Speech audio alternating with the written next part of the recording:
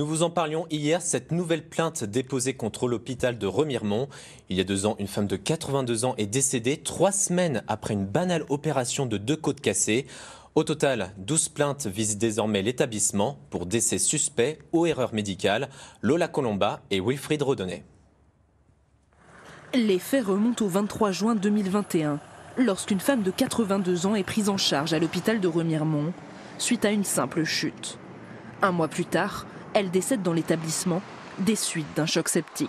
Son fils a porté plainte en juin dernier pour homicide involontaire. Et ma maman a contracté le Escherichia coli dans leur hôpital. Pas ailleurs, elle ne l'a pas attrapé chez moi, elle l'a attrapé dans leur hôpital. J'ai vu ma maman comme une bête féroce alors qu'elle était rentrée pour 2 côtes cassées.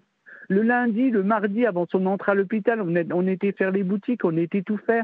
Ma maman, c'était une personne qui était pleine de vie, pleine de joie, elle rigolait, elle était... Et ils m'ont éteinte, ma maman, en rien de temps. Avec le soutien de son avocate, le plaignant espère notamment accéder au dossier médical.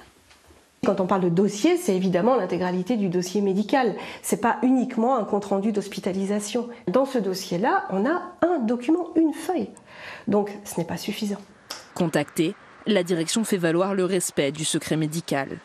En 1 an, il s'agit de la 12e plainte déposée contre l'hôpital de Remiremont, dont 8 pour homicide involontaire. À Remiremont, pourquoi il y a autant de plaignants? C'est qu'il n'y a pas de personnes en face pour comprendre, expliquer et ne pas mépriser les personnes qui simplement posent des légitimes questions. Le cœur en fait de ce dossier, c'est d'arriver à comprendre ce qu'il s'est passé dans la prise en charge de ces personnes. C'est tout ce que demandent mes clients. Maître Rizaché dit étudier de nouveaux dossiers pour des faits similaires. 8 informations judiciaires ont déjà été ouvertes. Et pour plus d'infos sur le sujet, allez voir notre site internet France 3 Grand Est avec cet article signé Eric Molozov.